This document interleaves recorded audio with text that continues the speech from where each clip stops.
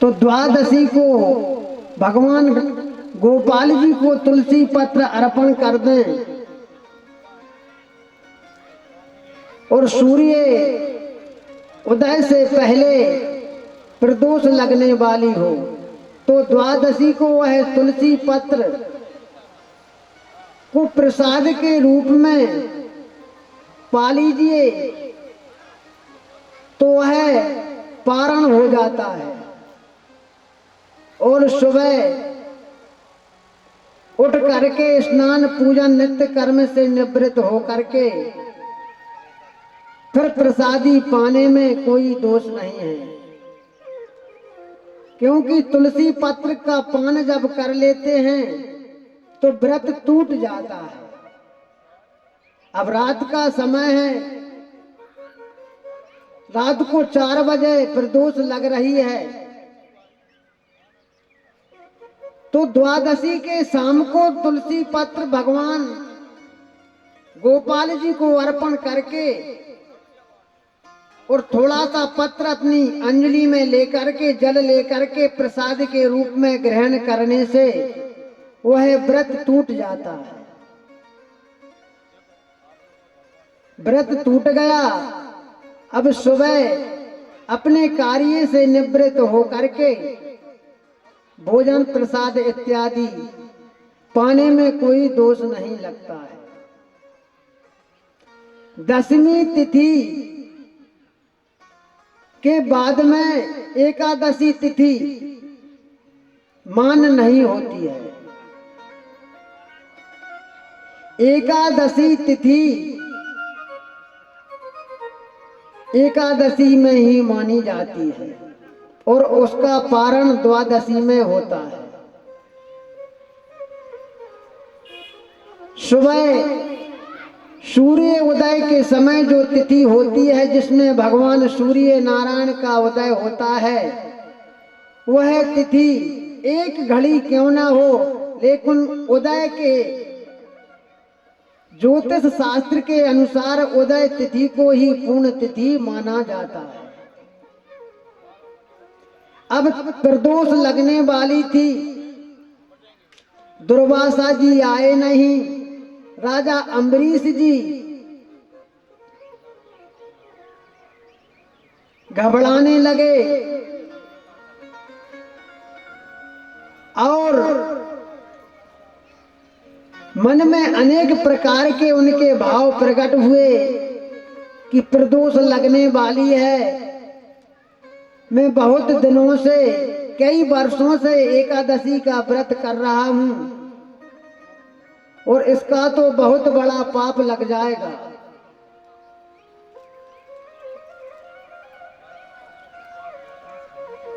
अब दुर्वासा जी आए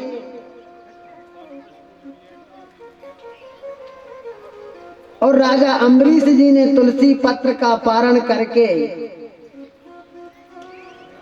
व्रत टूट गया। वहां से जैसे ही दुर्वासा जी आए तो दुर्वासा ऋषि बहुत क्रोधी थे। सभी ऋषि मुनि उनसे डरते थे, घबराते थे। अब दुर्वासा जी पहुंचे और पहुंच करके उन्होंने राजा अम्बरीश जी से कहा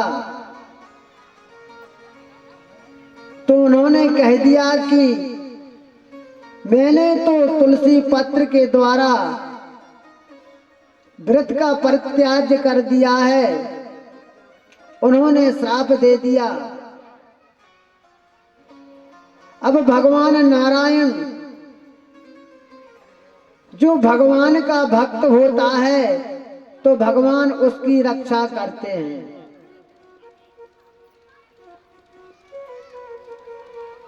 अब भगवान नारायण ने देखा कि मेरा भक्त बहुत परेशान है तो दुर्वासा ऋषि आगे भागते भागते चले जा रहे हैं। पीछे एक कृत्या चल रही है और भगवान नारायण का सुदर्शन चक्र रक्षा कर रहा है।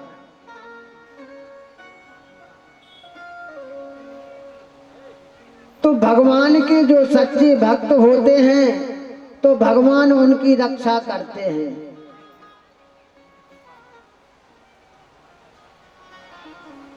आचार्य सुखदेव जी कहते हैं, हे परीक्षित जी, जिस समय वह कृत्या दुर्वासा जी के पीछे पीछे भागने लगी तो नारायण का सुदर्शन चक्र भी उस कृत्या को पीछे पीछे दौड़ा हुआ चला आ रहा है। भक्त की रक्षा के लिए तो भगवान दौड़े दौड़े चले आते हैं।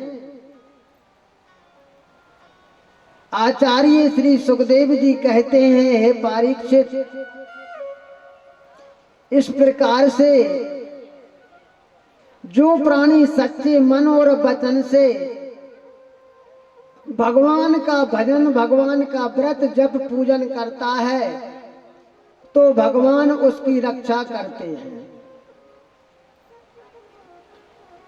इसीलिए भगवान नाम का चिंतन अति आवश्यक है और एकादशी का व्रत करना तो हर एक प्राणी को अति आवश्यक है।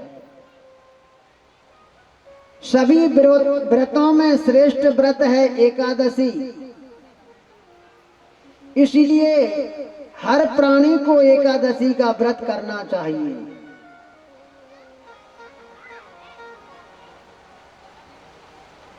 ओम नमो भगवते वासुदेवाय, इस द्वादश अक्षरी महामंत्र का जाप करना चाहिए।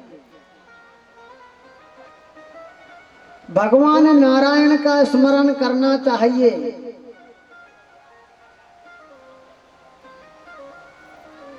और जो एकादशी का व्रत करता है तो मेरे कन्हैया, मेरे गोपाल उस मनुष्य की सभी इच्छाओं को परिपूर्ण करते हैं।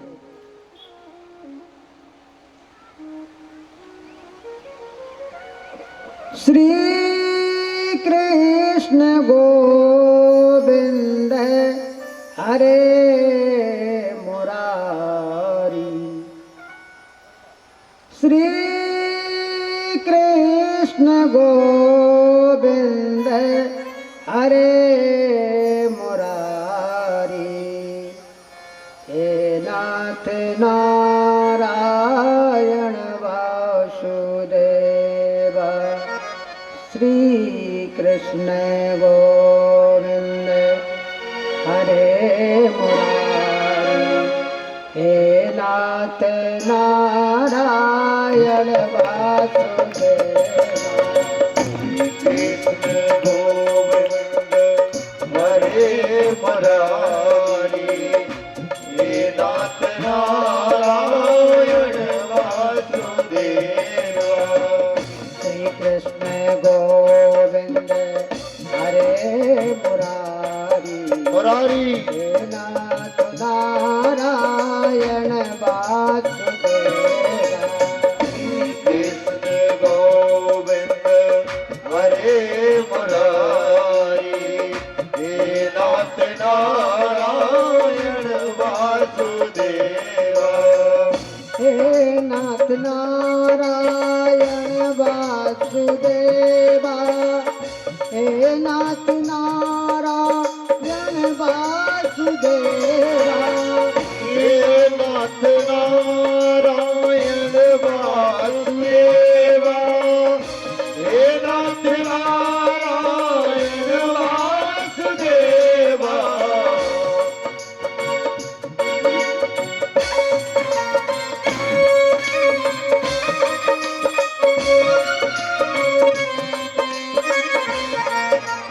हरि बोल।